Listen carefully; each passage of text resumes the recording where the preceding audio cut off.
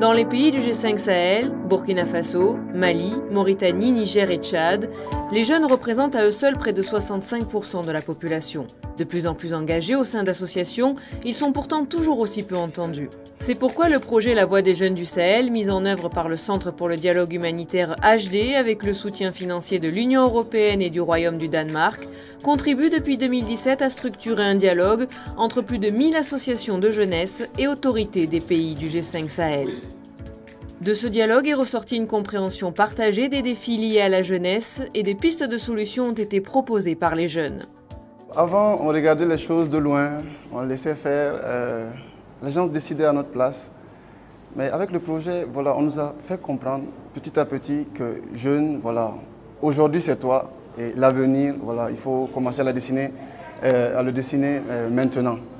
Donc le projet m'a amené à cultiver plus de leadership, à être entreprenant. Ça nous a permis de nous asseoir avec nos autorités, tant locales que nationales, pour parler des défis et des enjeux que nous rencontrons par rapport à l'éducation, aux opportunités économiques et à la participation citoyenne.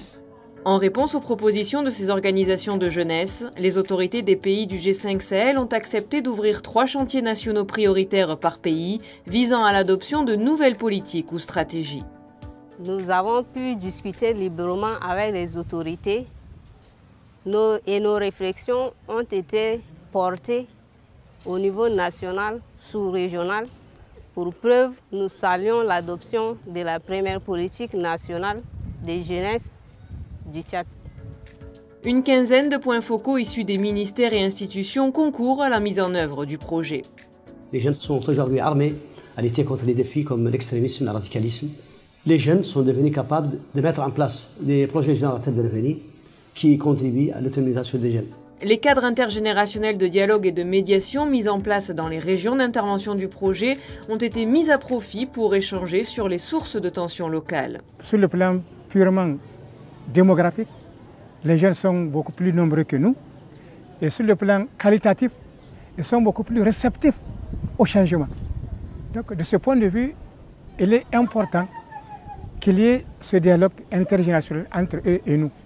Le projet accompagne le secrétariat permanent du G5 Sahel dans l'élaboration et la validation de la stratégie intégrée de jeunesse du G5 Sahel et de son plan d'action. En outre, le projet facilite la participation des jeunes bénéficiaires de la diaspora au processus. Ce sont les jeunes qui vont nous rappeler qu'il ne suffit pas de discours, de conférences, mais il s'agit aussi de réalisation sur le terrain au profit des jeunes, au profit des populations les plus vulnérables.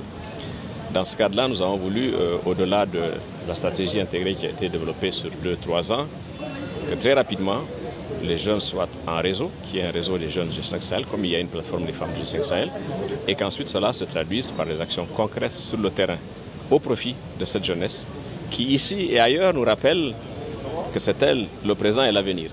Le projet La Voix des jeunes du Sahel contribue à favoriser l'intégration des organisations de jeunesse au processus de prise de décision politique et socio-économique au niveau local, national et régional.